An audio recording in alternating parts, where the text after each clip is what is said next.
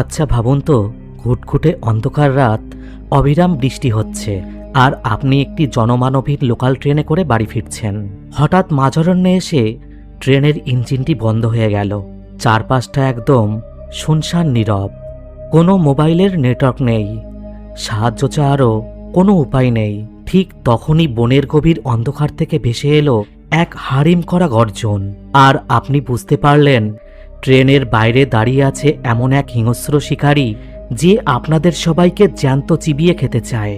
তাহলে চলুন শুরু করা যাক SM মুভিস স্টোরির আজকের নিবেদন। গল্পের শুরুতেই আমাদের আলাপ হয় এই মুভির প্রধান চরিত্র জো এর সাথে। জো হলো লন্ডনের একটি সাধারণ প্যাসেঞ্জার ট্রেনের গার্ড বা টিকিট চেকার।